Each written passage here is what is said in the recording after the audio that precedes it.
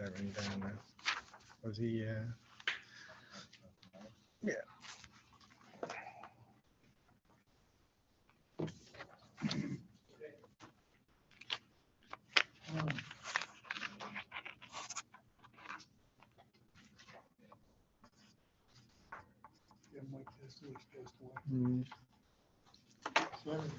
Okay, need a motion to come out of the executive session. Judy? And Jeremy? All in favor? Opposed? Okay, we're going to start the regular business portion of the meeting for the Board of Education of the Goshen Central School District for today, Monday, March 15th. Due to the abundance of caution with regard to the spread of COVID-19 in accordance with Governor Cuomo's March 12th executive order, number 202.1, today's meeting is being held in the Board of Education room here in the main administration building and via Zoom and YouTube. Next on the agenda is the Pledge of Allegiance and a moment of meditation. Please keep in your thoughts Scott Gage, brother of Cheryl Gage, our PE teacher at GIS. Brian Carrillo, father of Raven Carrillo, special ed teacher at CJ Hooker. And a special thought for Mike Nusleys, our Goshen mayor and longtime resident. I pledge allegiance to the flag of the United States of America and to the republic for which it stands, one nation, under God, indivisible, with liberty and justice for all.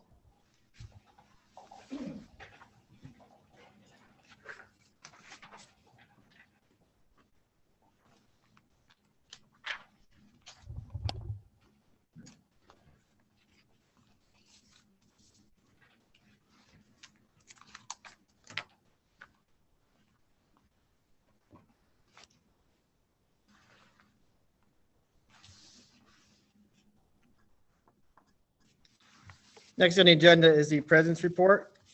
Tonight we'll start off a little bit different and go over the questions and comments from last board meeting that were answered and posted on our Board of Education page. Let me get right into it. Questions were and comments were, how will the district prepare students for Regents exams? Once the information has been finalized, with more to come after the 3/15 New York State Board of Regents meeting, which was today, we will set up review classes that will be offered during the week after school. We are awaiting results of the proposal that NYSED has set forth to the USDE. Our teachers are always using standards-based approach to ensure students are attaining proficiency in the curriculum through class time. I think there was an update tonight on this from the state. Maybe you did it. Part of your report. Thank you. How will schools properly space students in class if 4 to 5 days per week? Based on the information received, as the students who want to return to full instruction, we will ensure that desks are properly spaced within the classroom prior to students' return. We will also make use of alternate spaces such as cafeterias, gymnasiums, and auditorium as the need arises if the classroom presents a limitation in the amount of space available for a particular class. In addition to that, we've ordered our polycarbonate partitions, which will enable us to go within 6 feet, but space as far as we can. I know there's many questions while on this topic of when those will arrive in the community and when we do plan on reopening.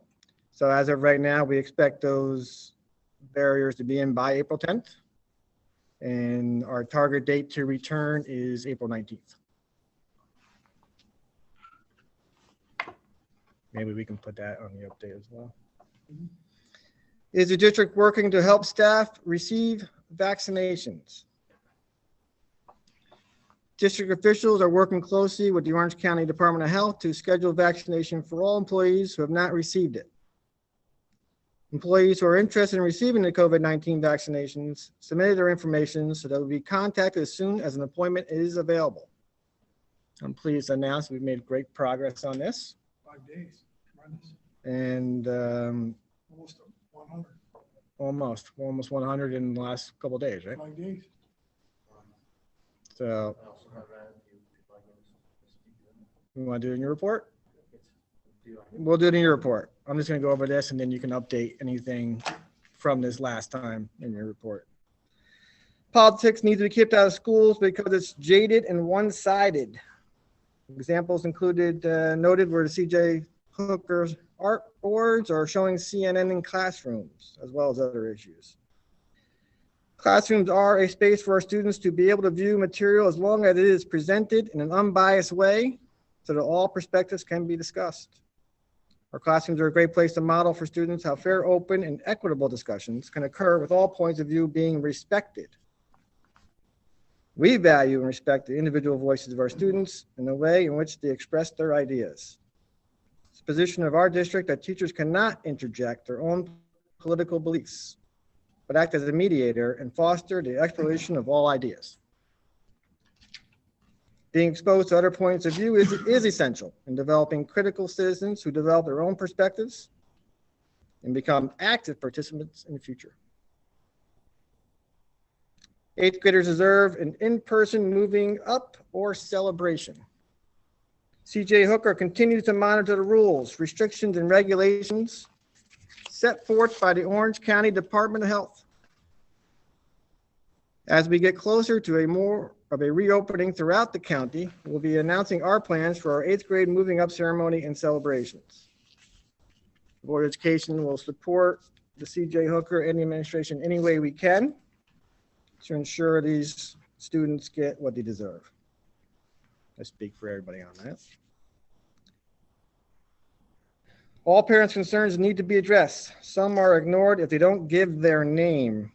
It is difficult to discuss an issue if we're not aware of the issue or the individual. We want to ensure that we are personalizing our support and being able to speak to the instances that initiated the concerns, prompting parents to voice their concerns. We need to have your name, and the reason we did the Google form this time, and we also want to make sure we're in the district. Parents or individuals or live in our district, I guess is what I should say. Is there a plan to purchase air purifiers in the classrooms? Purchasing portable equipment can be considered for placement in patient spaces, nurses' offices, and/or spaces where there are close quarters and minimal ventilation. Classrooms in larger spaces will receive little or no improvement from the use of portable equipment due to substantial increase in ventilation already provided by our building systems. I know since this has been out, I know our buildings director in conversations with administration and the board has looked into purchasing these portable air purifiers. He will give us a report soon. We also have discussed accelerating our plan to looking into our air handlers. That would have to be a capital project. Mr. Freeze, I think, is looking into that. Mr. Connor, I think, is looking into that. I think we all would agree that air ventilation is an issue that's going to be here. Currently, our air handlers cannot handle a certain amount of filtration, so we're going to look into upgrading those air handlers. We want to do it through a capital project, so we would receive the proper state aid to make it more affordable. As soon as we have more information on that, I think we will get back to you as soon as we can and update the community. I guess what we'll also try to do is look at the cost of portable ones and just buying a new air handler system through a capital project. The board does not have that information as of tonight. Will every bus have an adult other than the driver to supervise the kids who will be cleaning the buses and how frequently? Currently, we only have bus monitors on routes that require it per a student's IEP. Since we are discussing returning to a full schedule, we will most likely be advertising to hire additional bus drivers and monitors. The buses are disinfected each day at the end of the day. In between runs, the drivers spray down the high-touch areas. Comments, questions regarding Dr. Seuss last time and the Read Across America. Some community members brought up concerns about the postponement of Read Across America. The decision was made to host Read Across America at Scotchtown Avenue during the week of March 8th. As in past years, there will be different activities and themes, including a day with Dr. Seuss theme. Information was shared with the families. The last question was, how are Wednesdays being utilized? There's a long list here of what's going on on Wednesdays. I encourage you to go to the Board of Ed page on our website to review that. This week, we tried a new forum for public input through a Google form. I have the Google form questions here, and I shall read them. And I give the name of the question from the person here. I have a question from a comment from Victoria Shade. If the school refuses to update the HVAC system, then at the very least, each classroom should have an air purifier to thwart the spread of COVID. If the school were to increase capacity, the cost is minimal and the benefit is immeasurable. Welfare of teachers, kids, families.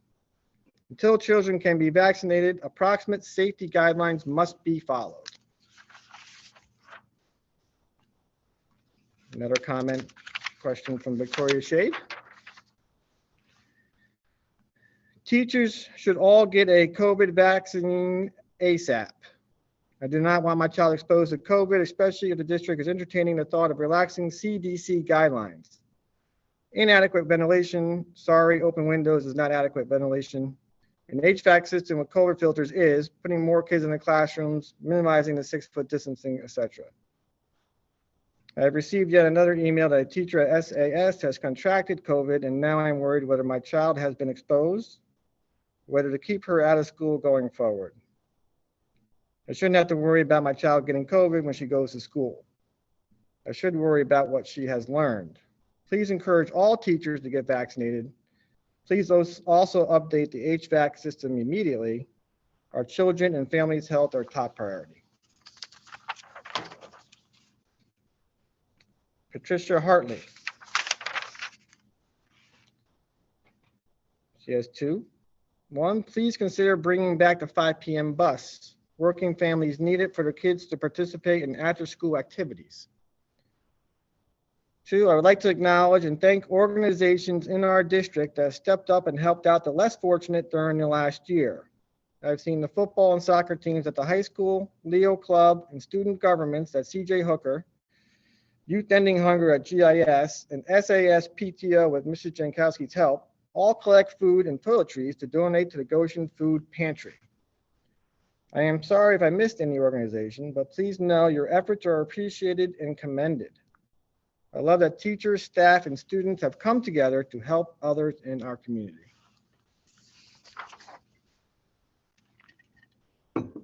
Erica Reed. I would like to know if the district has plans to bring back the 5 p.m. bus. This would greatly benefit students that wish to participate in extracurricular activities, but cannot because their parents work and or don't have transportation to get them home. Jennifer Colgan. I was wondering if you could explain further the statement made about substantial increases in ventilation already provided by our building system. The last time I was in a school was for a party in December of 2019 for my son's class at GIS. The classroom was about 100 degrees and his teacher even had a window open. In my experience, the classrooms in the winter are either too hot or too cold. When the humidity hits, they are unbearable.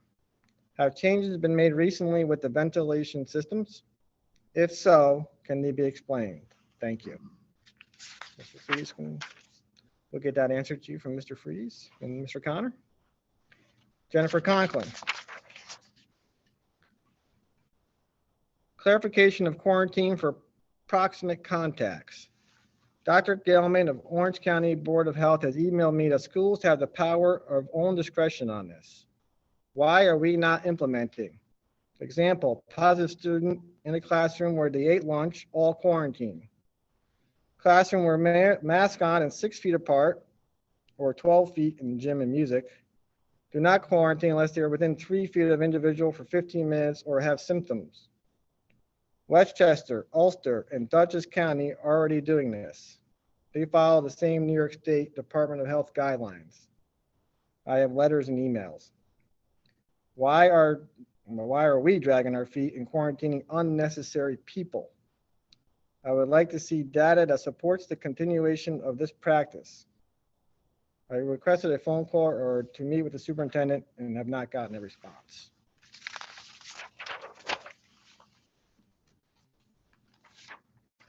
So Connor will address that, right? Their last one comes from Christy Webbers. The district recently sent out a survey to find out who would like to send their children back to school 4 to 5 days a week for in-person instruction.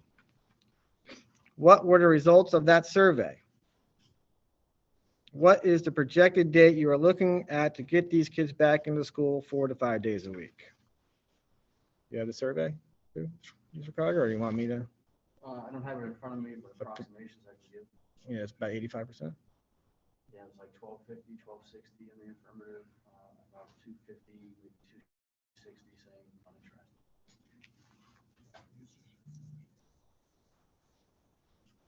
They get about 80 some. 1,500 responses. We'll get the information exactly, but approximately 80 to 85% of people are looking to get their kids back to school 4 to 5 days a week. Of the 1,500 people that responded, granted, there's 3,000 kids in the district, so I don't know if it was a, take the survey for what it is in that sense. I think it's overwhelming.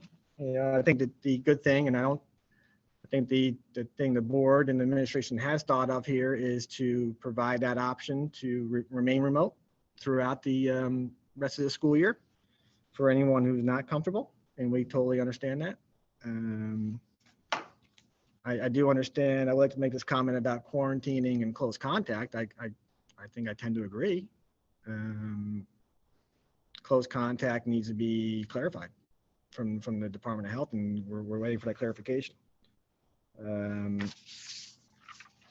lot of people are keeping their children out of school because of quarantining and close contact. And we can try to go back 4 or 5 days a week, but the close contact is not adjusted. I don't know how much more. We're not going to get 80% of the people, I don't think. So I think the question is also, why are we doing nothing? I think we're doing everything but nothing.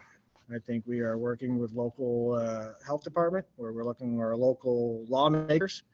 Our local lawmakers have been putting pressure on the state. They can't get answers. I do appreciate their support, including Colin Schmidt, who's been working hard on behalf of everybody in the county here. And we'll continue to work on our end, and I know they'll continue to work on their end. But I do happen to agree with that the quarantining is a big issue.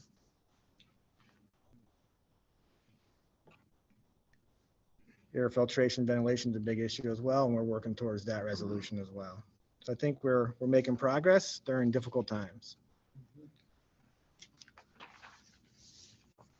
A few more things on the president's report.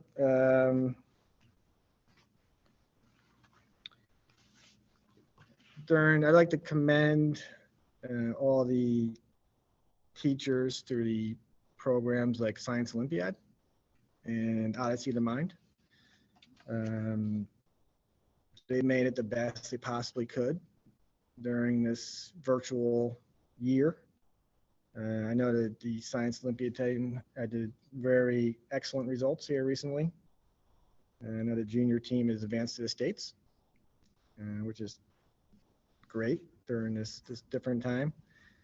But I think it's led by their coaches, and just wanted to commend them on their efforts. I know that the district really appreciates it.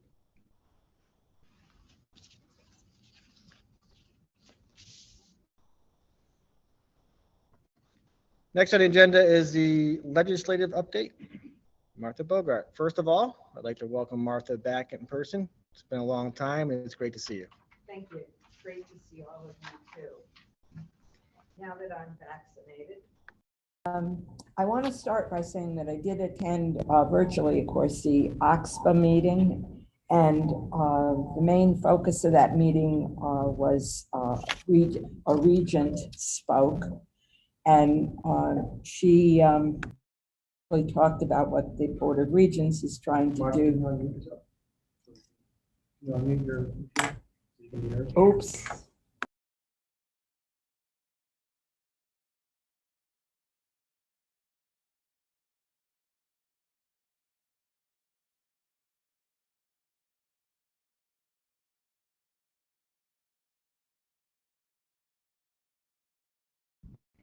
Okay, sorry about that. At the OXPA meeting, a regent from the Board of Regents visited and spoke. And the issue that she brought up was actually the giving of the regents exams. And I believe, Dan, you said today that you and Jason got hot off the press because the meeting was today. So I'll just sort of turn it over to you at this point. Sure. Okay. Are you done with that? Yep, that's it. And then the superintendent report, Mr. Connor. Thank You're welcome. you. You want to go back on mute? Yeah. Yeah. We did receive an update earlier today from the Board of Regents. They have made some progress there. They talked about Regents exams at the end of the year. They talked about what's going to happen with our 3 through 8 exams. I know that in my conversation with our assistant superintendent for curriculum, I know that he is going to go into some depth on both of those subjects tonight. So, but I did want to also make a comment to our reopening plan. I know that we've had several really good meetings. The air filtration obviously has become one of our top priorities, along with the dividers. We know that those dividers will be in sometime in around April 10th, I believe, maybe even a little bit earlier. What we know about the air handling units is that, our board president has asked me to meet with our architects, and that's land architects right here in Goshen. They are setting up a meeting. They will tour our facilities with their mechanical engineer, and they'll be back to us with their recommendation. So making good progress on looking at many of the aspects of reopening and how we can keep everyone safe and at the same time meet all the requirements and mandates that are put forth. Those mandates and requirements too, the distancing, social distancing. I know some of you, and I want to thank you for your emails. I know some of you, you make reference to what's happening in New Jersey, what might be happening over in Connecticut, and I can appreciate all of that, and even what's happening in certain parts of the state, but it seems to be a little bit different depending on region to region. But I couldn't agree more. I think our board president has hit the nail on the head. Our board has made tremendous efforts and strides in working with our local lawmakers and trying to really get things pushed along and moved in a positive direction so that we can bring everyone back. So I commend the board for their efforts on that. Let's see what else. I do want to speak about Mike Nesley's, and somebody heard, you probably heard earlier that our mayor here passed away on Saturday. I just want to say that I worked for probably 9 years or 8 years with Mike when he was the DPW guy here in Goshen. No better individual, no harder worker. I could call him at 4:30 in the morning or 10 o'clock at night, and he always answered the phone. And he did a tremendous job working with our school district and helping me. And everybody thinks I'm the one that closed the schools. Yeah, I'm the one that has the last say, but I rely so much on our DPW folks here in town or our town supervisors. They play a key role in all of that. And Mike was an absolute delight and a peach to work with for all the years I worked with him. And I certainly will keep him in my thoughts and prayers. I was really saddened today to hear about his passing. So he'll be in my prayers tonight and nights to come. Other than that, I know our folks, our principals are doing a great job in really working closely together and trying to come up with thoughts and ideas and plans for graduation. Right now we're at X number of people that can attend an indoor event like a wedding, 125 or 150. You know, where does that leave us for outdoor? What's graduation going to be look like? What's a moving up program going to look like? Are we going to have plays? How are we going to do that? A lot of thought and a lot of work on behalf of our building principals, all four of them, and their assistants in going forward. And then, of course, in case you haven't noticed, the lights are on again up at the high school.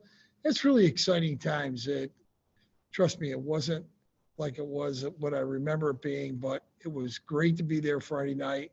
It was great to have the lights on. It was great to see kids out there playing again.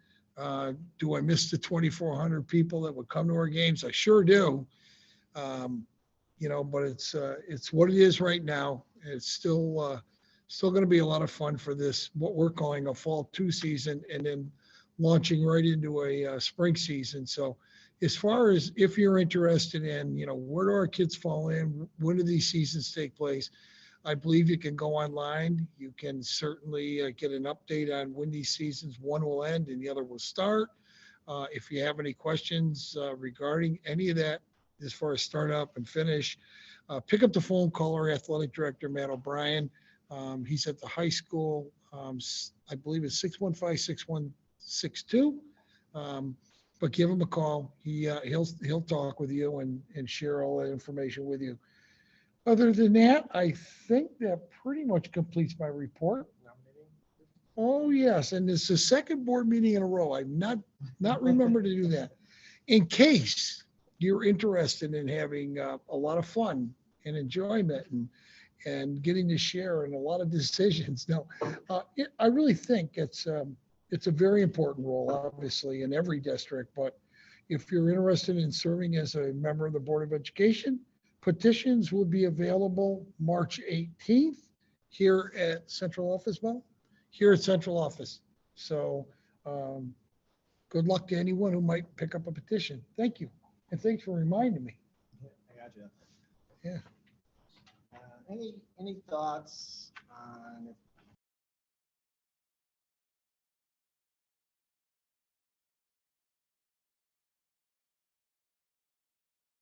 anything like that? Where There- we can expand our participation? Yeah, you know, it's good that you bring that up because I believe that is on the table and that's a consideration. So, I'd like to see us explore that. yeah, Even further than what is being explored. yep.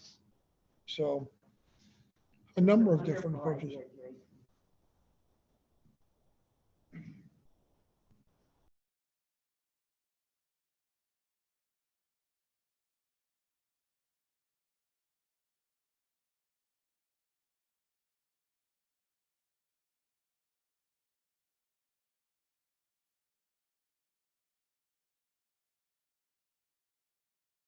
Oh, maybe I should go off mute. Next on the next on the agenda is the Assistant Superintendent for Business Report, Louise Lynch.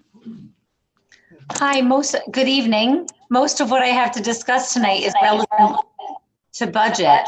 So I will hold off until I deliver my presentation. Okay. Okay, great. Thank you. You're welcome. Talking a little bit. Next on the agenda is the Assistant Superintendent for Curriculum Instruction, Personnel, and Technology, Mr. Carter. Thank you, Mr. Pucci. Good evening, everyone. So as you've heard, there was a meeting of the Board of Regents today. And there was some information that was released in the later portion of the afternoon. So there were many important things discussed, as you would imagine. I'll try to talk briefly about a few that are very important to us here regarding testing, and then roll into a couple of other items for us. So as we've talked the last meeting or two, many of us are aware that there's a waiver on the floor. NICEAD sent up to the United States Department of Education waivers requesting to cancel 3/8 testing, requesting to cancel all June and August regents. As of this point in time, there's no final decisions made. However, the Board of Regents does have in place a couple of items that they're putting into motion here in preparation in case we do have to go through with our 3/8 testing in our regions. So if the waiver is denied, then we will administer only those that, as we spoke of in previous meetings, those that are federally mandated. So your ELA, Algebra 1, Earth Science, and your living environment, and those will be administered in June. There will only be one session of the 3-8 assessments given. Those will be in math and ELA. As you probably know from the past, 2 sessions, and before that, prior to the 2 sessions, it was a 3-session test at times. So 1 session of 3-8 math and ELA, and in grades 4 and 8, we will only administer the science written portion. There will be no performance. And again, that is if the waiver is denied.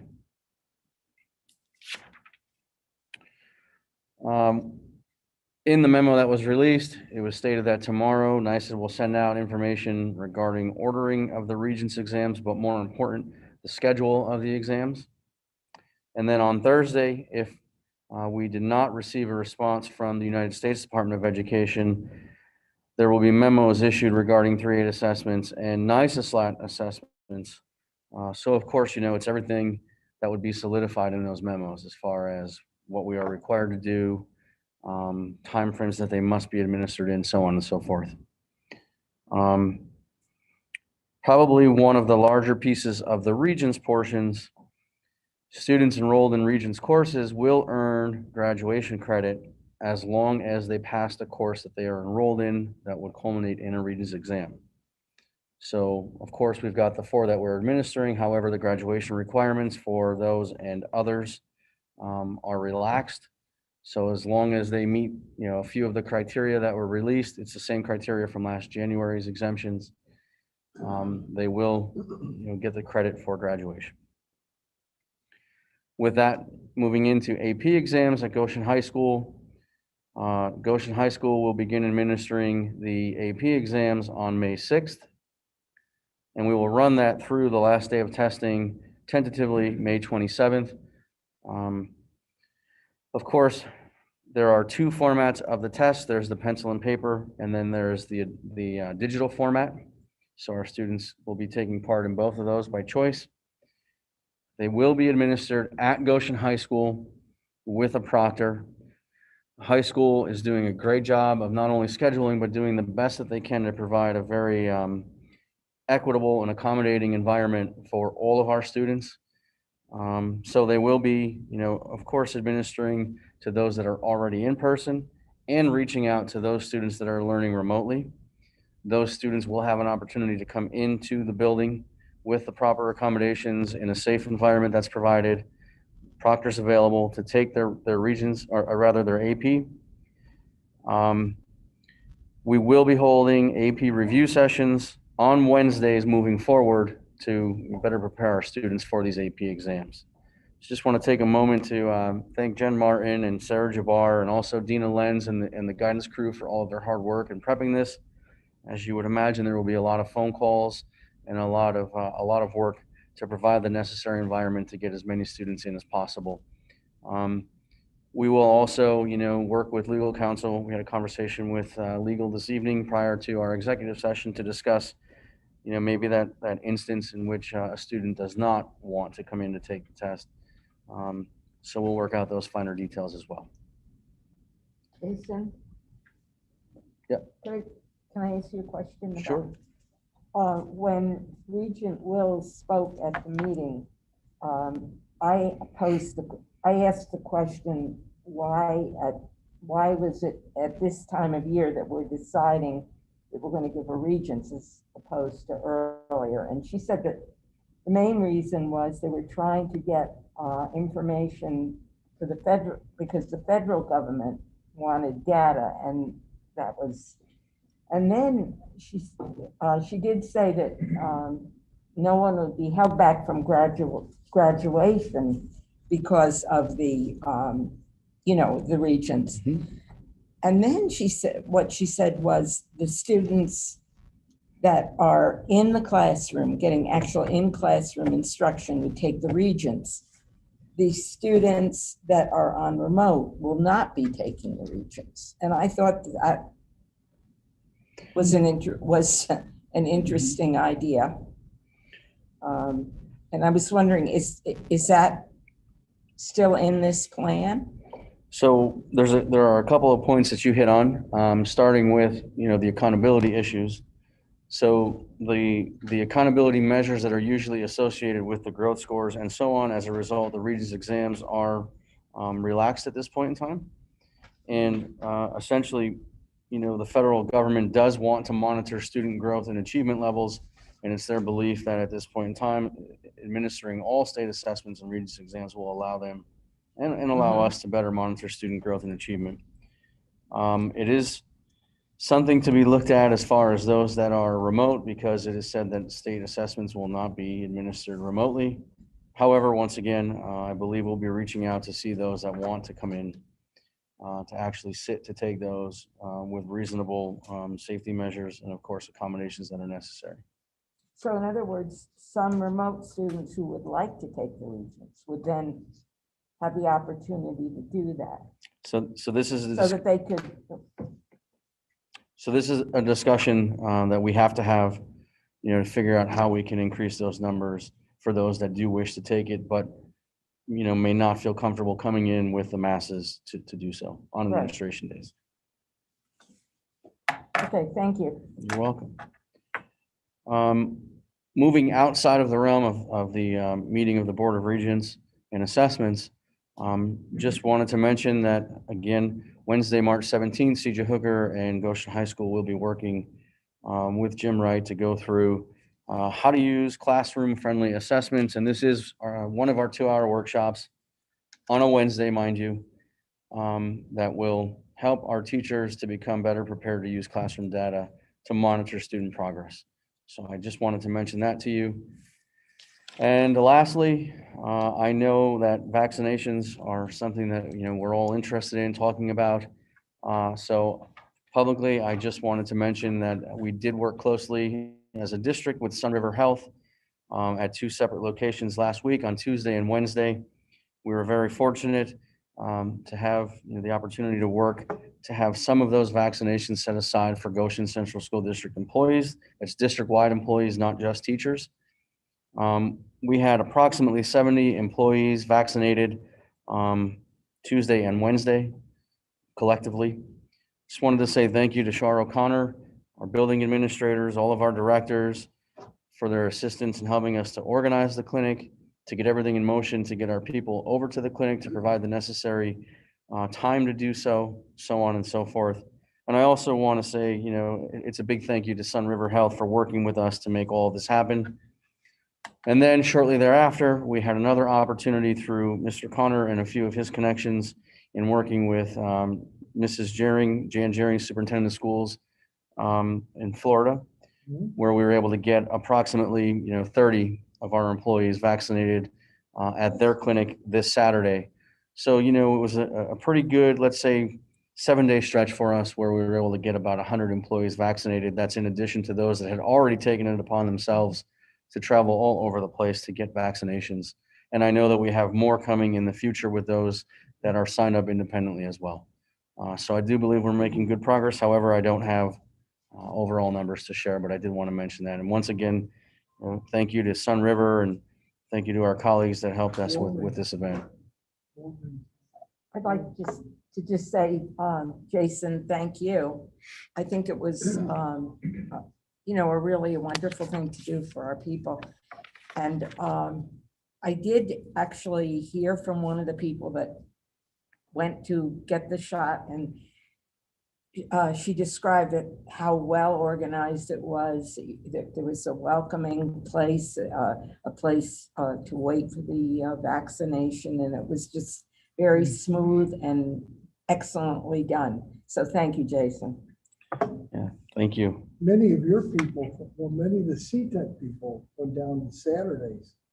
That was the one in Florida. That was the Johnson & Johnson. Oh, the CTEC. Oh. Yeah, Well, over, I think over 130 Wow. CTEC folks went down. Jerry set that up, and then some of our people down, and that was Johnson one shot. And you're done. Oh. So, That concludes my report. Thank you.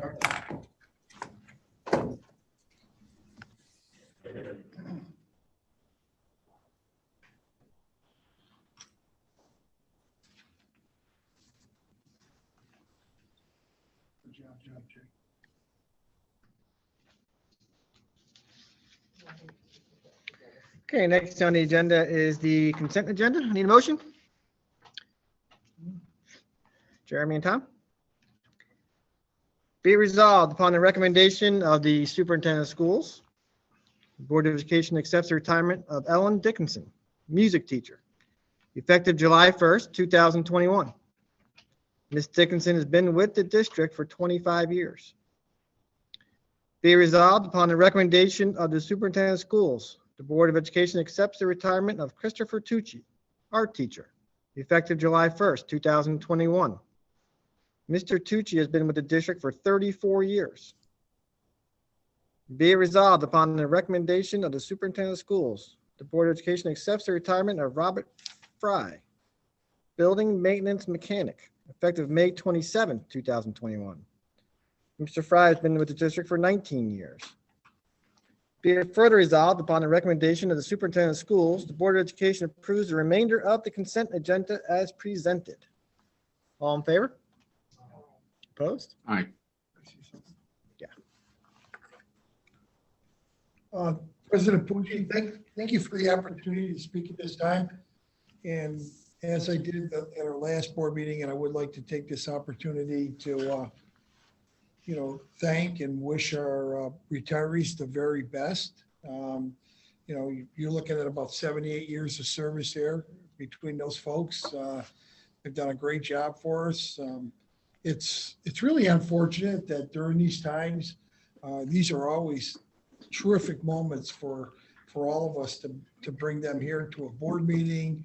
We always have a little celebration, and it's just another one of those unfortunate things about the whole pandemic. But we've got great people involved here. They've done a wonderful job for our district, and they've touched the lives of so many folks. We're going to miss them, and we wish them the very best. Thank you, President Pucci. Thank you. And I just want to say something real quick about Mr. Tucci.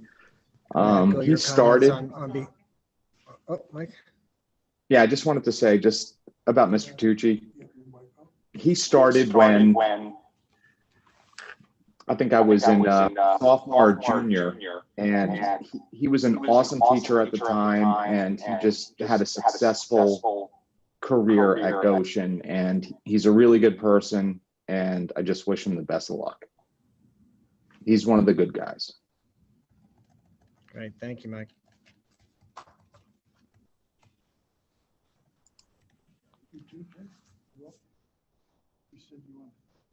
Yeah, thanks. Yeah, it's been a tough thing. On behalf of the Board of Education, as like last time, after Superintendent Connor made his comments, we too like to thank our dedicated employees for their service through all these years, and we wish them nothing but the best in their retirement. Next on the agenda is old business. There is no old business, and we will move to number 12, new business. 12.1, I need a motion to approve minutes for the regular meeting, March 1st, 2021. We got Martha and Allison.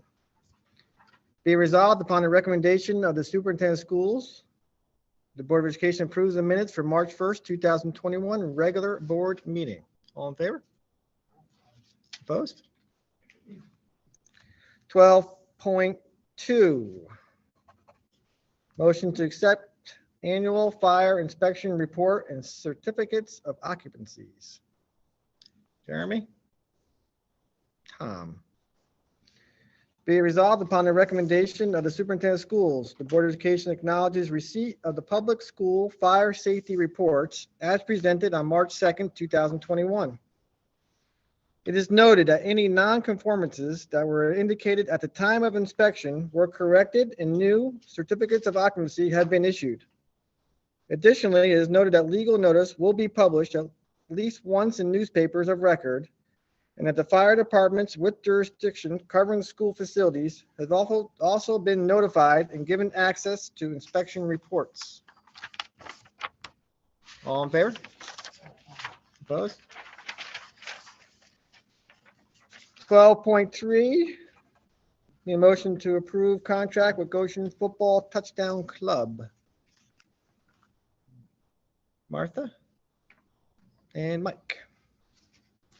Be it resolved upon the recommendation of the superintendent of schools, the Board of Education enters into agreement with the Goshen Football Touchdown Club to provide football chain crew, 3 adults, at the rate of $76.25 per person per game for a total not to exceed $2,058.75 for the fall 2020-21 football season being played in the spring.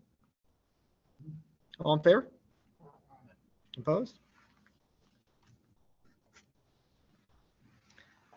12.4, I think we have a tax tertiary. Approved tax tertiary refund, Ricky Bucci and Blue Meadow Farm LLC. Judy? And Allison.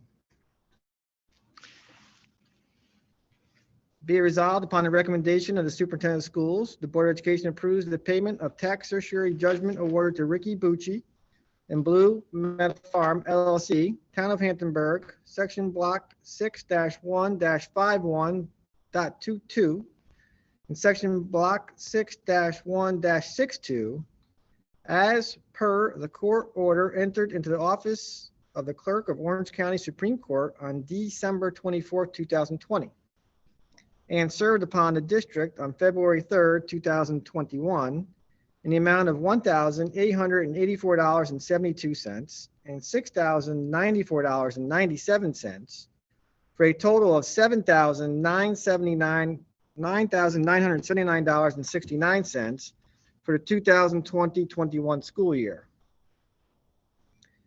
The amount due is payable to the county plus any applicable interest, as these taxes were not paid to the Goshen Central School District.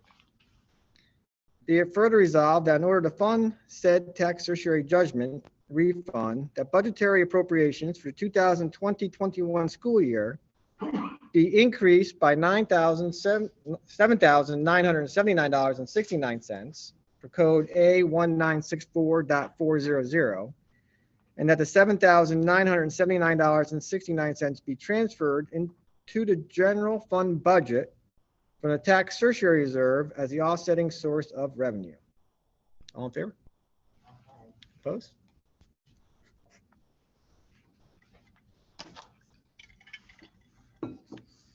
$12.5, we need to schedule an audit committee meeting for Tuesday, April 6, 2021. Need a motion? Jeremy? Allison. Be resolved upon the recommendation of the superintendent of schools, members of the audit committee will meet on Tuesday, April 6, 2021 at 5 p.m. to discuss the internal audit completed by Cooper Arias LLP. All in favor? Opposed? 12.6, we have a memorandum, I believe, MOA with a GTA. The motion to approve supplemental memorandum of agreement with GTA member retirement Laura Davis. Martha and Judy. Be resolved that the Board of Education hereby authorizes the superintendent of schools to execute a supplemental memorandum of agreement between the district and the Goshen Teachers Association dated March 8, 2021 regarding a retirement of Laura Davis. Said supplemental memorandum of agreement shall be incorporated by reference within the minutes of this meeting. Be it further resolved upon the recommendation of the superintendent of schools, the Board of Education accepts the retirement of Laura Davis, science teacher, effective October 31st, 2021. Ms. Davis has been with the district for 21 years. All in favor? Opposed?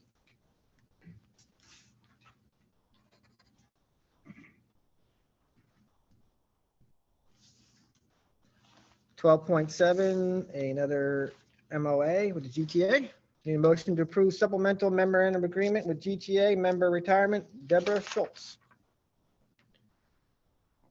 Tom? And Allison. Be it resolved that the Board of Education hereby authorizes the superintendent of schools to execute a supplemental memorandum of agreement between the district and the Goshen Teachers Association dated March 8, 2021, regarding retirement of Deborah Schultz. Said supplemental memorandum of agreement shall be incorporated by reference within the minutes of this meeting. Be it further resolved, upon the recommendation of the superintendent of schools, the Board of Education accepts the retirement of Deborah Schultz, special education teacher, effective July 1st, 2021. Ms. Schultz has been with the district for 14 years. All in favor? Opposed?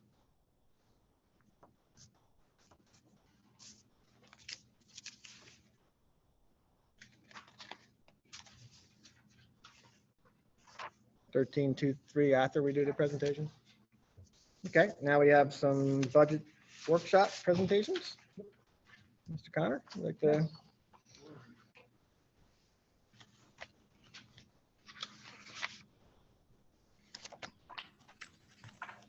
Good evening, everyone, and I would like to invite Heather Hendershot at this time to join us. Heather, I know you're there, so it's a pleasure to have you meet with all of us tonight and talk about your PPS budget.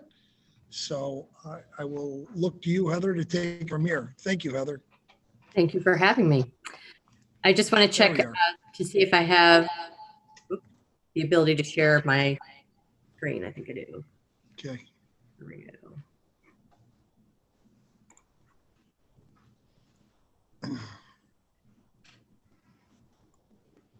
All right. Okay. Here we go. Thank you very much for allowing me to share my presentation with you tonight. I will be sharing the 2021-2022 budget presentation for PPS. I first wanted to just start and thank the members of the Board of Education and Central Office Administration for the support as we continue to enhance our programs and services for students with disabilities, as well as just take the opportunity as well to thank all of the teachers and parents for the support throughout the year. I know it has been very challenging for everyone, but despite the challenges we face, we had several highlights that I thought I would share with everybody this evening. Before you, you'll see some of the new programs that we implemented at PPS this year. The first being, it was a continuation of the Wilson certification level 1 that we had for several of our teachers. We currently have 4 teachers who completed level 1 certification, and because of the pandemic, we have 3 who are still continuing on and hope to have their certification by the end of the year. We were able to continue our foundations training, which is a multisensory systematic approach to phonics, spelling, and handwriting in grades kindergarten through 3. The foundations program is also a part of the Wilson reading program. So at this time, all of our special education teachers, K-3, have been trained in this program and had received coaching throughout the pandemic and early on this year as well. We continue with our fast forward implementation. We currently have this program at all 4 buildings. This program is a brain-based approach to find out the root cause of weaknesses in reading and language, and then provides cognitive exercises to help remediate weaknesses. So we currently have that in all 4 buildings. New to us this year was the System 44 Read 180 program. I had utilized this in some previous districts that I had worked in. This is a research-based, scientifically proven program using a blended reading program. It's a combination of adaptive technology and teacher-led instruction to assist students in becoming more proficient in reading and writing fluency, speaking, as well as critical thinking skills. We currently have 2 classes at GIS that are utilizing this program. We also have 2 classes at the middle school, and it's anticipated that we will be able to expand this program to have a class at the high school as well. You may remember last year, in one of my presentations, we talked about a special class 812 that we were going to have at Scotchtown Avenue School, which focuses on management and social emotional learning. This class started in the beginning of this school year. We currently have it fully staffed. The enrollment has been steady. All of the students that were enrolled in the program at the beginning of the year have continued to be enrolled at this time as well. It's been very successful at Scotchtown. We also, in another presentation, we had mentioned the Healthy Relationships curriculum. This is a program that supports students with autism, developmental disabilities, and intellectual disabilities. Training was held 2 weeks ago for staff at the middle and high school, and we anticipate that program will be starting this year and then carrying into next year as well. As you are aware, we continue to work with Jim Wright with response to intervention to enhance our current protocols and progress monitoring of students who may be at risk or struggling in all 4 buildings. And we're also continuing with the Handle with Care program that we've utilized to maintain compliance with Board of Ed policy 7350 and 7618. Last year as well, we had talked about a collaboration with the Orange County Mental Health Association, and that has been a journey, and we're still moving forward with this. At this time, the district has submitted all of the information that we needed to on our end. It is currently being reviewed by the Office of Mental Health. Just to remind everyone, our hope is to have satellite locations available in our buildings with trained clinicians from the Office of Mental Health to be able to provide support to our students and parents as well. We also, this year, we participated in the Yale Ruler program. This was at Scotchtown Avenue. 5 staff members, including myself and Alyssa Marino, Assistant Director, have been certified, train the trainers in this program. We're currently using it within the 812 class at Scotchtown. And our hope is that we'll be able to expand this to the staff at Scotchtown as well to enhance behavioral supports that are already in place within that building. And finally, this year we had a training in the Handwriting Without Tears program. It's a multi-sensory program that really focuses on foundational writing skills, starting with the development of print skills and moving on to cursive. And the goal of this program is to address fine motor and writing fluency skills. All of our special education teachers in K-5 were trained in this program, as well as some staff members selected by building administration in general education were trained in this as well. So those are some of the many highlights that we've had in our program this year. And I thought I would just take a few minutes just to go over what the pupil personnel department is.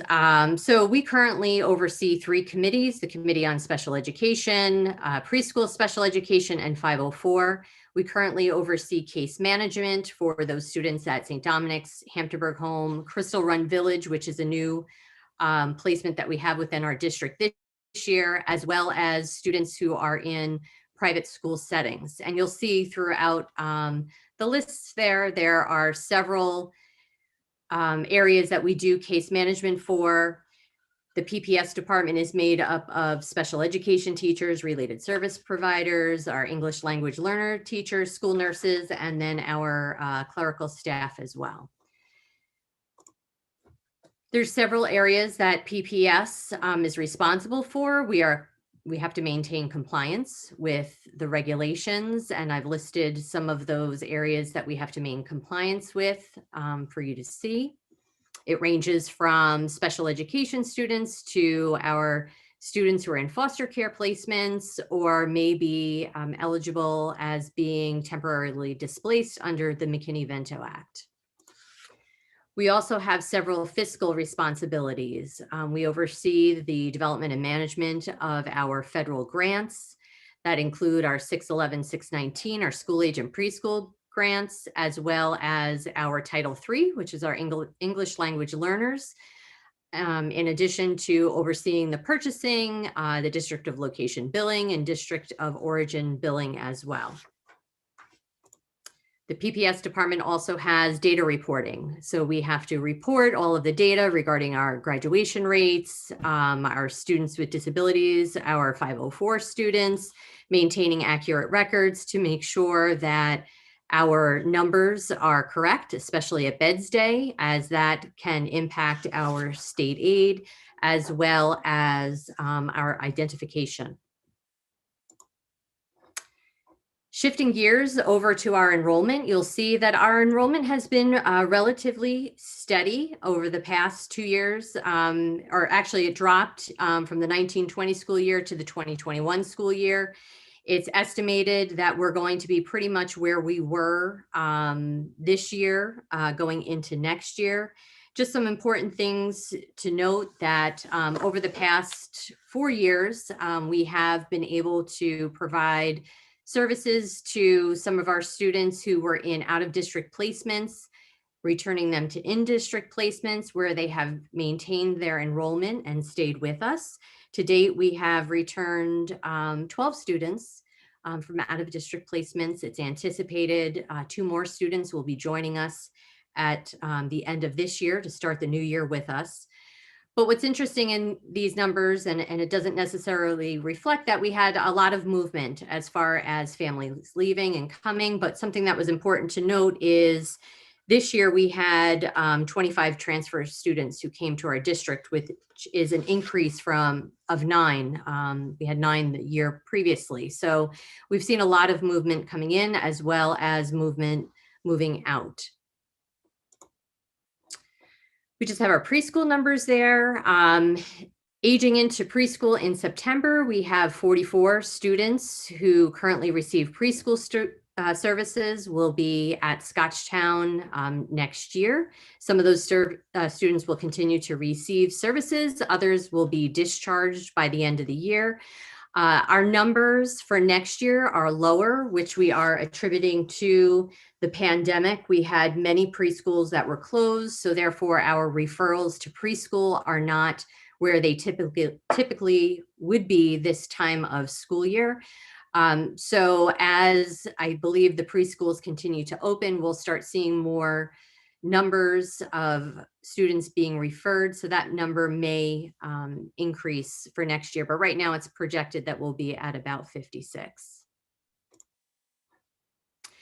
Moving into our district of location, this is an area that I just want to spend a couple of minutes on discussing with you. So there's many variables that come into play with the PPS budget each year. A lot of it is dependent on our current enrollment. A lot of it can change when we have transfers, either coming or going.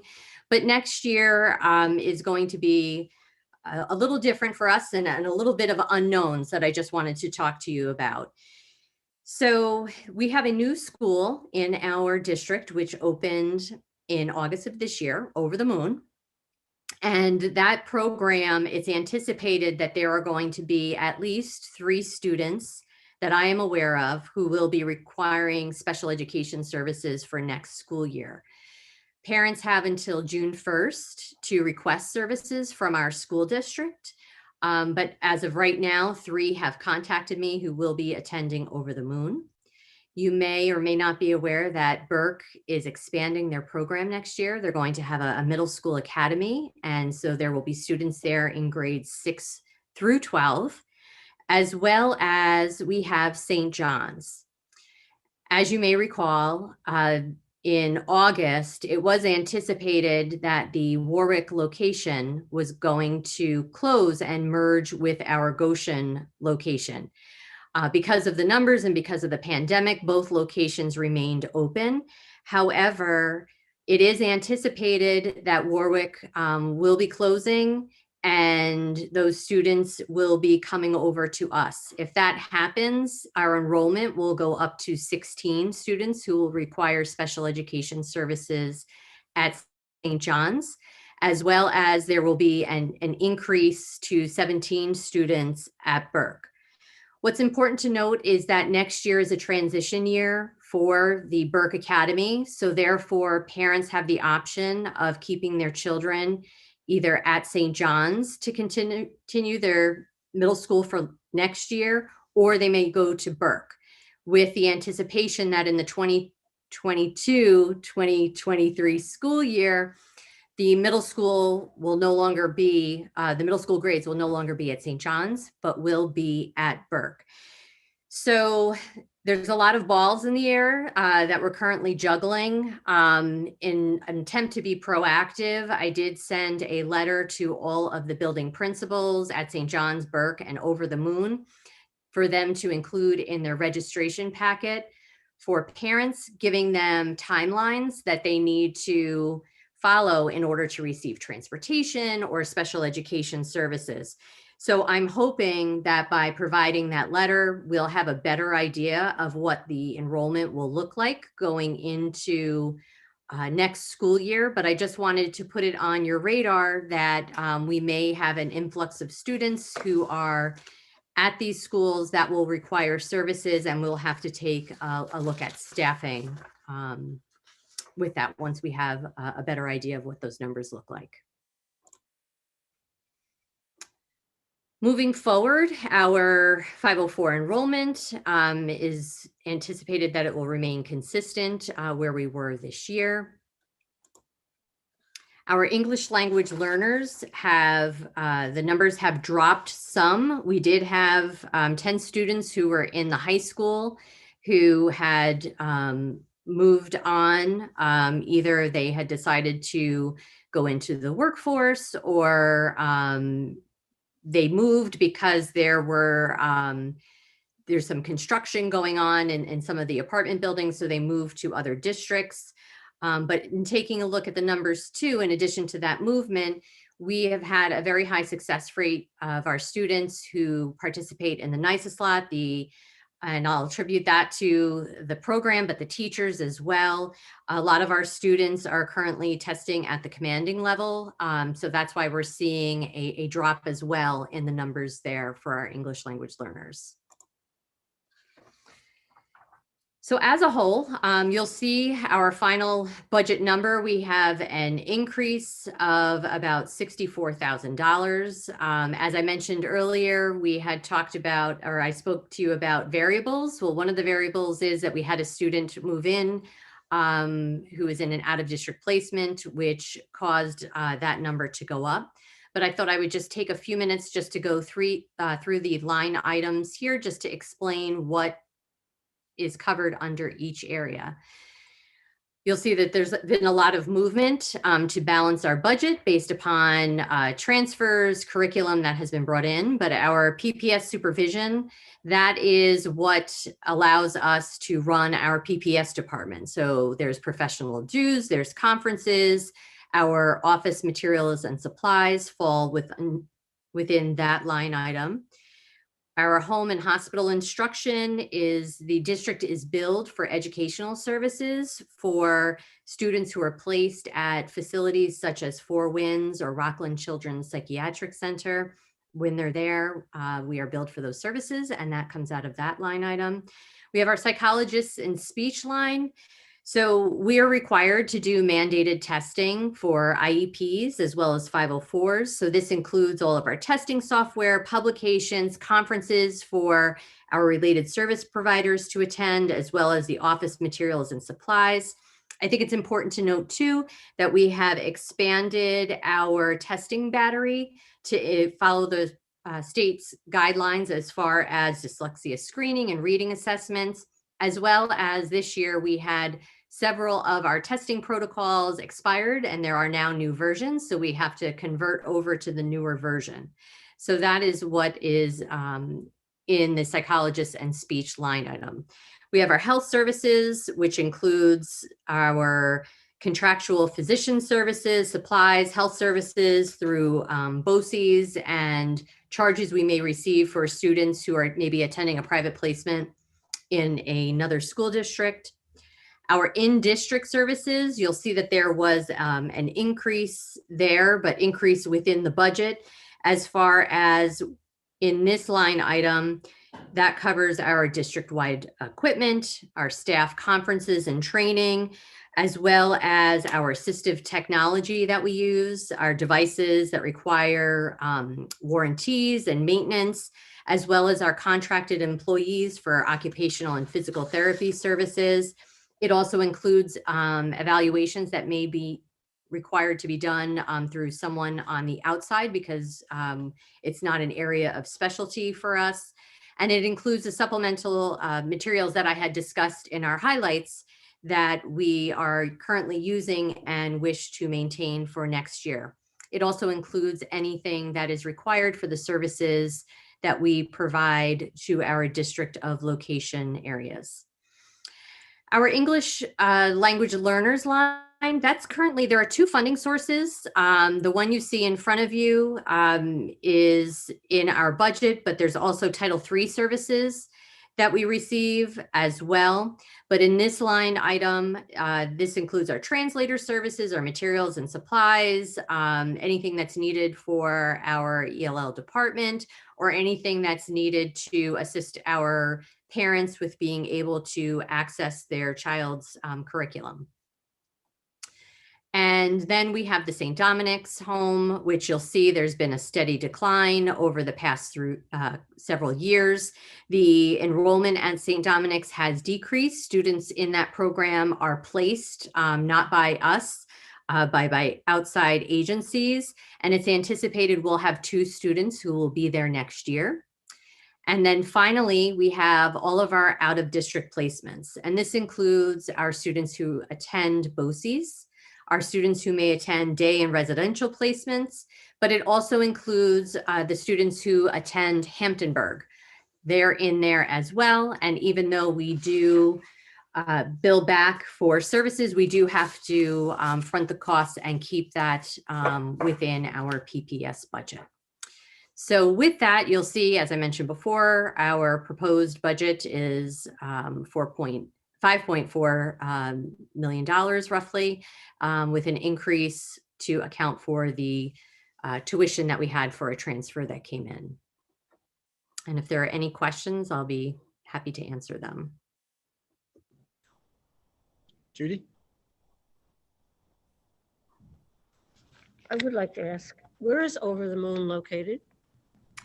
It is located near Scotchtown and Crystal Run Road, right in that area. Okay, thank you. You're welcome. Just by that, just beyond that little plaza. There's a plaza on Scottsdale Avenue. Mhm. Okay, thank you. Used to be Barbones, wasn't that Barbones? I've been there. Good job, Joe.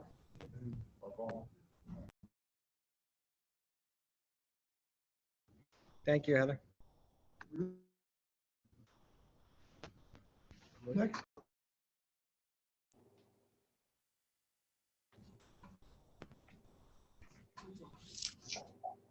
Ms. Hendershot, thank you very much for a very informative presentation. Next, let's move to Louise Lynch. Louise, if you're with us, I am. Good evening. Can everyone hear me? a little bit louder. Everyone hear me okay? Great. I'm going to attempt to share my presentation. Hopefully you can see it. You're good. Can we see your presentation? Excellent. No, we can't. There it is. It's coming. Excellent. I love it when technology works. You can all see that, right? Nothing yet. Just it says you have started screen sharing, but it's not here. There we go. Yay. Beautiful. Okay, so I'm going to pick up right where Ms. Hendershot left off because I captured some of the words that she used and I thought it was a great way to start my presentation. I heard variables, CSE meetings with unknown outcomes, balls in the air and moving targets. And I realized that, you know, our goal at this point is to put together a budget with the worst case scenario because we can never spend more than what our total budget is.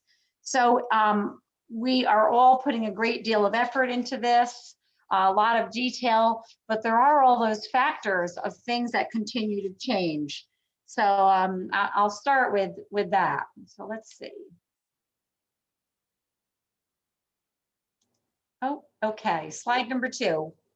So the next part of the presentation talks about the biggest portion of the budget, which is salaries. And as you can see, We know what changes salaries. We have built-in step movement. We have cost of living increases in settled contracts. We have all sorts of longevities and different things that impact what we pay our employees. So what you can see here in the budget is 2 years ago, we were at 39, I'm just looking at the bottom number, by the way, 39,300,000. And then in the 2021 budget, it's closer to 40 million. And then this year in total, it's 41,250,000. The reason, if you look at that by the bottom line there, is we had a tentative agreement about some things that didn't necessarily happen the way we thought they might. So it looks like there's significant increases there. The other factor that influences this, which we saw earlier tonight on the agenda, is retirements.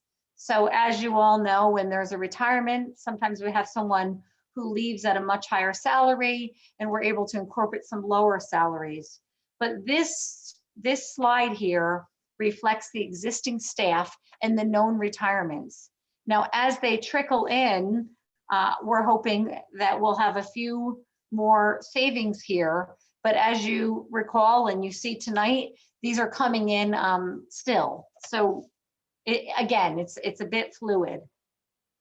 So the way this slide is broken down is faculty is all of our instructional staff, support staff is clerical and all of the people that support instruction, administration, pretty clear by the definition, and O&M is operations and maintenance, and then transportation.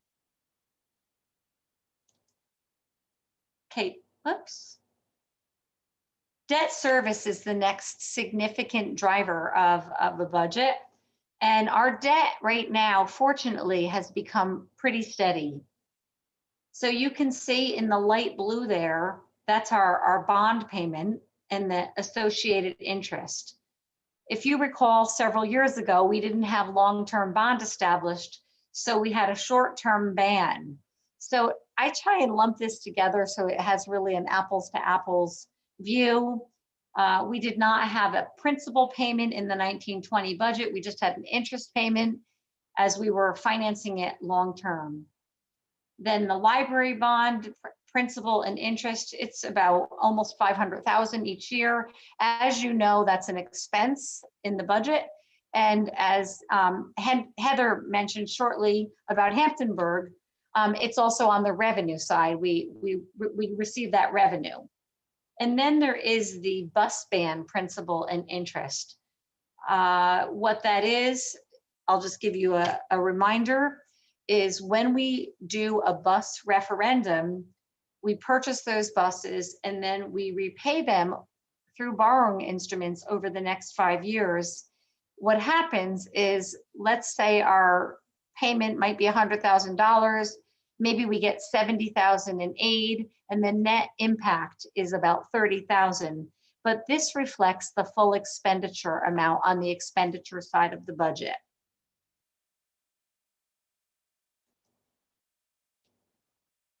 The next slide demonstrates budget by area. The total budget at this point looks to be about $78 million. Staffing, as I mentioned earlier, is the largest component. Benefits is the next largest component. Those are benefits, health insurance, Social Security, Medicare, all sorts of mandated things that the district is required to pay for. Health and welfare, which is dental and vision, different contractual expenses relative to the collectively bargained agreements.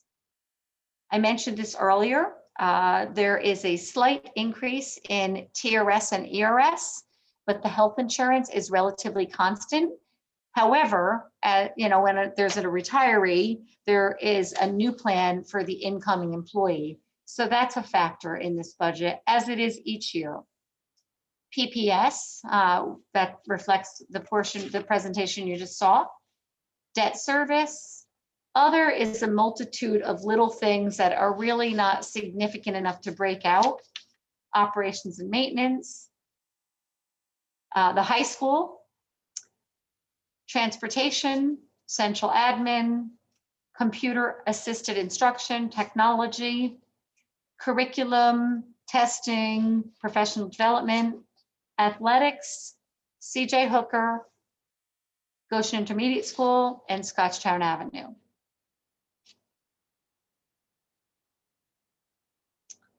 The next slide shows the complicated calculation associated with the tax levy. The tax levy limit, I want to be clear about that. So the way this formula works is we take the prior year tax levy, which was the 54 million, times the growth factor, which is set by the state. We add the prior year pilots. We subtract the net capital levy,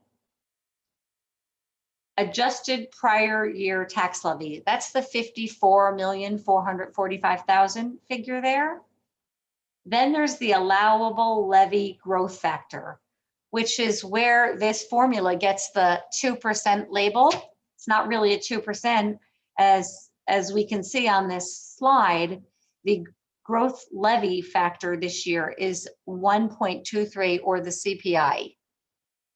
That adds an additional 670,000 to Goshen's levy. And then we deduct the pilots. There's been some conversation earlier in the year. So last year's pilots were the 822,000. This year it's 1,048,000. And then we add the net capital levy for this year. I'm sorry, the 21-22 year, for a tax levy limit of 55,178,406. Each year, we're allowed to go to the levy limit with just a simple majority. If we exceed the levy limit, it's a super majority. That doesn't preclude us from being able to set the levy lower than the limit. And I've questioned about this before. That's something that districts do periodically, especially in difficult financial times. But remember, when we set the levy lower than that, let's say we set it lower than that 55,178,000, next year we start with the number we set it at. Before I move on, are there any questions on that slide? Okay, I'll keep going. Okay, so here we are with our moving target. The draft budget at this state is the 78,270,912. Estimated tax levy is at the limit. That's the 55 million. State aid, which we also know is another moving target because we do not have a state approved budget yet. That's the 18,364,000. Other revenues include things like interest. We talked about the revenue from Hamptonburg. We talk about health and welfare. They're not significant revenues. We talk about the BOCES rental, but they all lump together, and that becomes about $2 million. Historically, we've given $980,000 in fund balance to balance the budget. I'm using that as a placeholder. And then the estimated pilots of 1,048,000.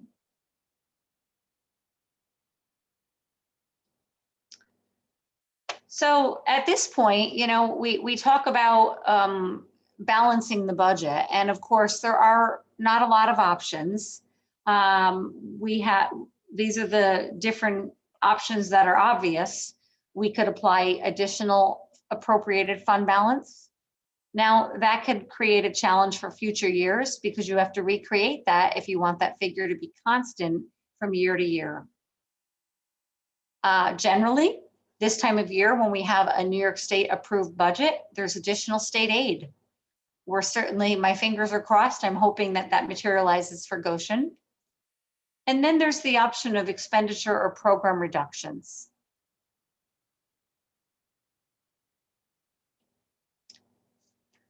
We spoke about a proposition on the ballot for bus replacements, and this is the 8 buses that we had discussed if we were to replace them, what this would look like.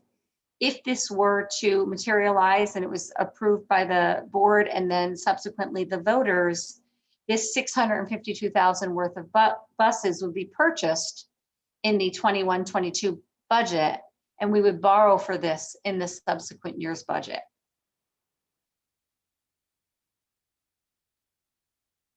Are there any questions?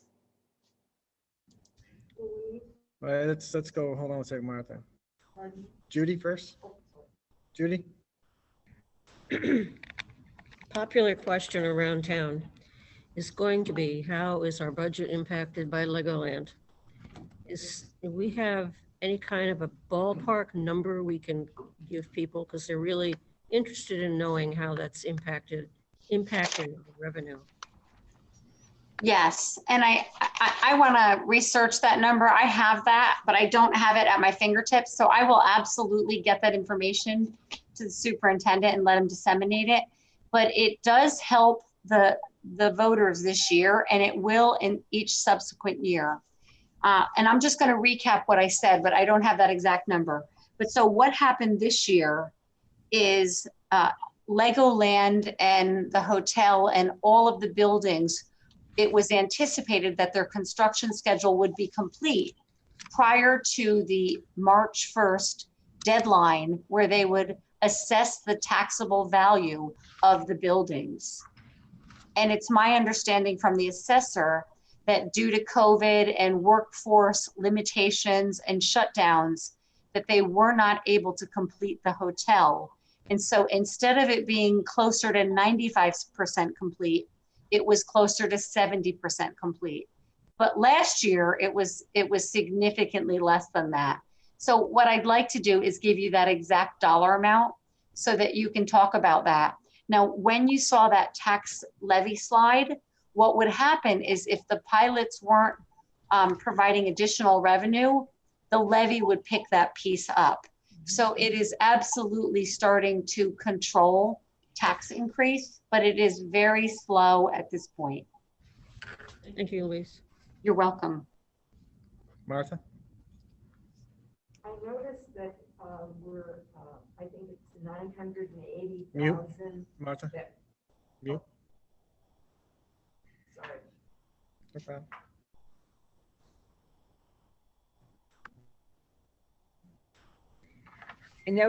I noticed that it's 980,000 of fund balance that we're applying this year as we did last year. And my question is, would you project that number, the 980, would be able to be reduplicated in the next year's budget? I mean, we're not, you know where I'm coming from, I think? Yes, yes. So when I build a budget in Goshen, I always factor in how much fund balance do I need to put in that budget so that we can have it left at the end of the school year to offset future year's taxes. Now, I will tell you, there are several factors that play into that.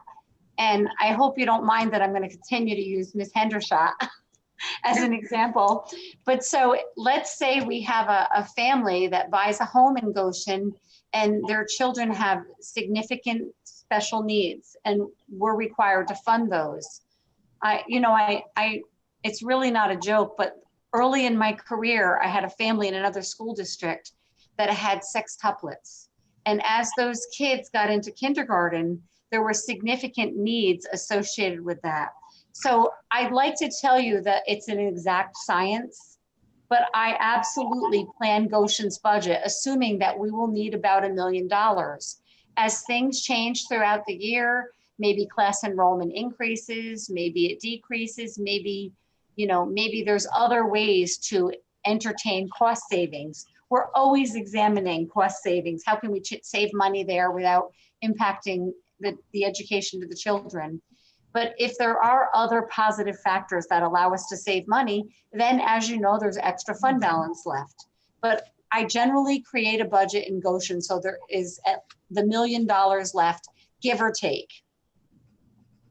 Thank you. You're welcome.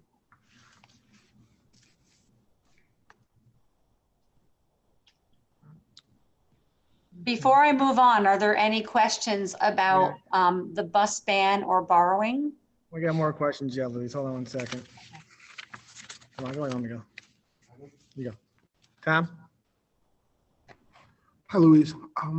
The support staff salary went up about 300,000. What attributed to that? That's a big jump. So what can happen there?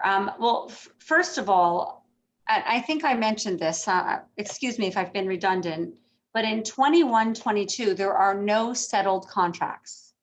So what can happen is obviously, we're going to need to fund step movement. We know that step movement is regulated by the Triborough. So if there's step movement there, that incorporates for that. And there were a couple of positions when we were putting together the 2021 budget that we knew there was going to be some retirements on. And we didn't anticipate filling some of those positions. Some of them were clerical in nature. And I believe it was not reasonable given what I understand about that. But there were several positions that contributed to that. There is one other position that we've talked about that we've planned for, and that would be a potential technology addition to this budget. Currently, we're using a gentleman through BOCES, and that's funded in a different line item. So if we were to employ someone in that capacity as a district employee, it would be a reduction in a BOCES expenditure and an increase in a salary.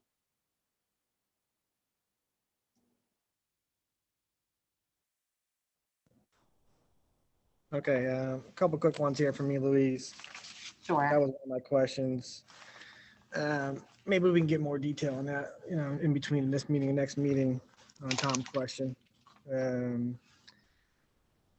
On slide, number 6, you have estimated state aid.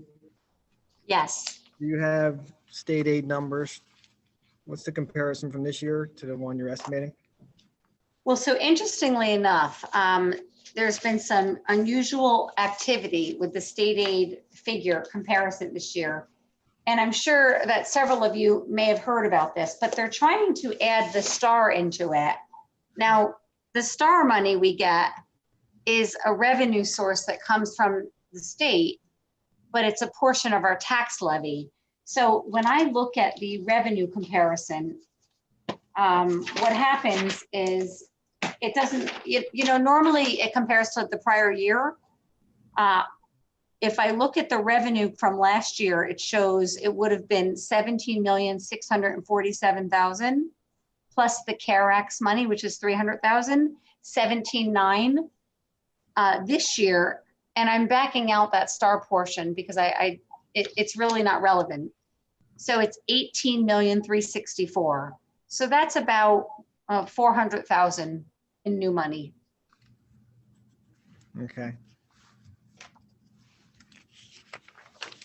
Your next page on solutions to closing the gap. Where is the gap? And what's the gap number? And can you explain that slide? Yes. So the gap is at this point, it's still kind of fluid. And to be honest with you, there's a retirement that every time there's a new retirement, I actually have to go through and change our salary. I do zero-based budgeting. So I have 2 retirements that I'll need to change that gap with, but currently it's probably about 450,000. Okay, is that in here somewhere or that's not in here somewhere? It is not in here, and I didn't want to put it in here because it's so fluid. I'm sorry, did she say the gap was down to 450,000? The gap is 450,000 currently. That's to get to the 2.1. That's to get to 2.1. Tax levy, does that equate to tax rate increase to the community member? It does not, and I'd like to take a look at that. I actually think that the levy will be higher than your tax rates because you have some growth in Goshen. And as you have growth, it's spread out over a larger base. Can you get that number? Unfortunately, here's one of the dilemmas. If I can assume equalization stays the same, equalization is generally not set until the end of August. The assessors don't really want to give us what the total taxable assessed value is until July. But I can take a look and I can see if I can get updates from them. It will be tentative. Yeah, I think that's important for the community members, and look at a levy and a tax rate, and they're not gonna know the difference. And doing this 6 years now is still, it's a complicated formula. So I think if we can make that clear, it doesn't have to be today, but as we get this finalized, what the levy is and what the actual impact to the taxpayer, that's what they're gonna be most concerned about. I understand. People want to know how it will impact them individually. Exactly. So if we can get that, whenever you can get a chance. Yep. Martha? Yeah, Louise, I would like to thank you for preparing some notes for me when we were going to be discussing it at the county school board meeting. Unfortunately, we didn't get to the budget part because we kind of got hung up on the Regents exam issue. But there's something that you had said that they're going to be lumping the categorical aid together with some other type of aid. And you were concerned how it would play out in the future. Yes. So what's been attempted to happen at the state level in the last several years is there are a number of different expense-driven aids, such as, I'll give you an example, transportation aid, BOCES aid. I don't think building aid is in there, but so I'll give you an example. Let's say, because I heard tonight that people are requesting to have the 5 o'clock run back. If we spend money, or let me use a slightly different example. This is more relevant. Let's say we put a bus monitor on every school bus. That bus monitor salary is coded to transportation and it generates transportation aid. If the government lumps all of our aids together and makes it be one pocketbook of aid, it can never be any bigger. So if we spend more, I want to get 70% on every dollar we spend. I don't want to get 70% on what it was 10 years ago. So that's why that's very concerning to me. Thank you for clarifying that. I agree with you. You're welcome. And Martha, anytime you want to advocate, I'm happy to give you bullet points because it can only help us. If people don't speak up, sometimes these things slide right under. And, legislators, to their credit, they're doing the best they can. But there's so many pages of a lot of these documents that they might miss something that appears, innocuous. Thank you. And then just the last question, going back to STAR, is that something that we should explain to people about how it's the checks and not? We did put that little 2-page thing up on the website, and I think it's really important for community members to understand if they get the reduction on their school tax bill, the number does not increase. And there's, it's a little bit different. If they take the credit and then they write the check for the whole amount, the number will increase. I think it's a personal choice, but I feel like we need to provide as much information and encourage people to become informed there. On the web page, are we going to put it on that, or is?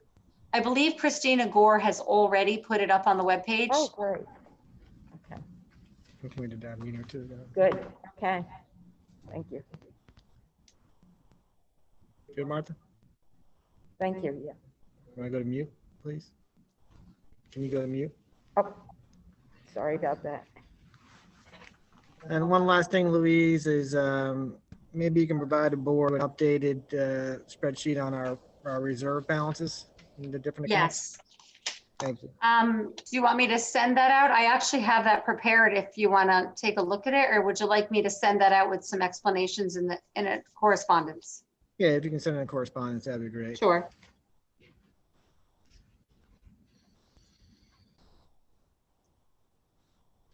Anything else? Are you good? I'm good unless you want me to speak about the bus bans. No, I think we discussed that. Everybody good with the bus bans?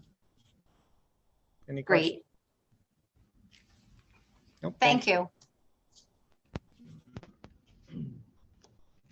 I think I can move to, we're done with the presentations, right? Yes, we are. I think I can move to 13.2. I need a motion to approve 2021 annual meeting ballot proposition. This is the buses. Judy, Tom? Be resolved upon the recommendation of the superintendent of schools, the Board of Education approves the following proposition to be placed on the ballot at the annual vote and election on May 18th, 2021. Bus proposition. Resolved that the Board of Education of the Goshen Central School District, Orange County, New York, is hereby authorized to purchase 4 30-passenger or larger school buses at a maximum estimated cost of $61,000 each, 3 66-passenger or larger school buses at a maximum estimated cost of $114,000 each, and 1 7-passenger or larger suburban at a maximum estimated cost of $66,000 for an aggregate maximum cost of $652,000. And that the sum of $652,000 or so much thereof as may be necessary shall be raised by the levy of a tax upon the taxable property of said school district and collected in installments, and in anticipation of such tax, obligations of said school district shall be issued. All in favor? Opposed? 13.3, we need to put the annual meeting notice into the papers, basically, right?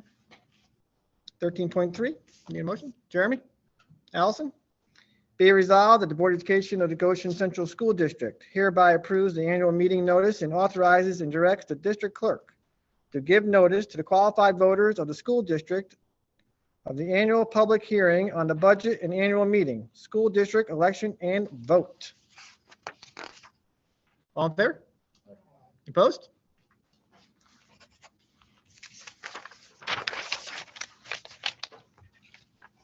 Privilege of the floor was moved up to the president's report. Board member issues? Martha? I would just like to say that Mike Nussleese was very much a friend of the school district and a wonderful community person. He will be missed. Definitely. I grew up in Goshen, and the Nussleese family has been longtime Goshen families, similar to Jeremy's family and myself and your family, and good people, and we will miss Mike for sure. Good guy. Any motion to close the meeting? Tom, Jeremy, all in favor? Aye. Opposed? Everyone have a good night, and we'll talk to you soon.